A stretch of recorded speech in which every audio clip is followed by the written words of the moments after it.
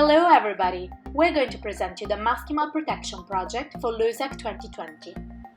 As said in our previous video, surgical masks are widely used as protection mean during the coronavirus outbreak.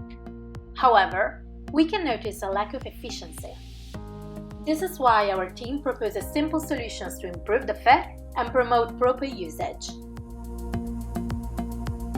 Earlier in this project, we highlighted the problem the surgical mask decrease the protection property due to loose fit. We propose to place a positively charged PP foam on masks' most vulnerable sites to increase wearer protection and be more comfortable while maintaining the breathes.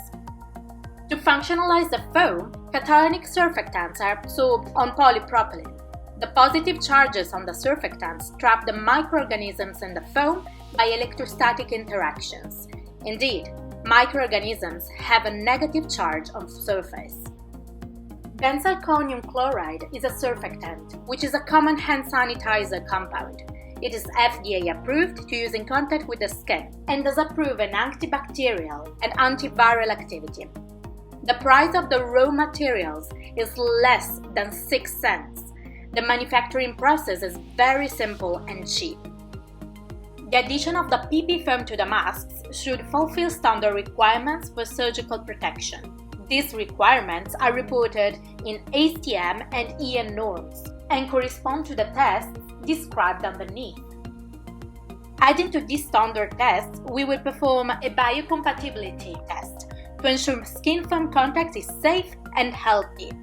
Finally, a comfort survey will be performed to measure the user perception of the mask modifications.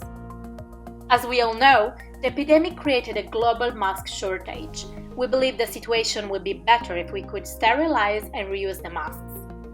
This process should be cheap, easy, safe, dry, and not damaging for the polypropylene. We selected two techniques, UV radiation and ozone. However, we would need further testing to make a proper decision. Wearing a surgical mask for a long period results in excessive humidity, which compromises its filter performance. We plan to design a color-changing humidity indicator to alert when it is time to replace the mask. Microscope observations of the layers conducted at LPAC suggest that most humidity can be trapped by the middle layer. This is a concern that must be further investigated. We did simple experiments using humidifiers and pH paper as the color indicator that show that moisture reaches the outer layer of the mask. That means humidity measurements on the outer surface are feasible. A silica gel composite exhibits a large color change for a wide range of humidities and is therefore a good candidate for a humidity indicator. The production of a silica gel composite film is simple and cost-friendly, with an estimated price of 10 cents. A breathing simulator will be used for characterization tests. Moisture distribution will be quantified on the mask's outer surface to optimize indicator placement. Secondly, the standalone indicator will be characterized in a controlled humidity chamber. Finally, the indicator will be integrated with the mask and tested with a breathing simulator.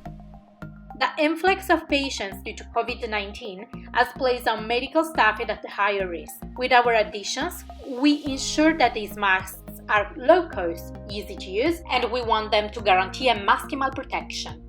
Maskimal protection for a maskimal safety.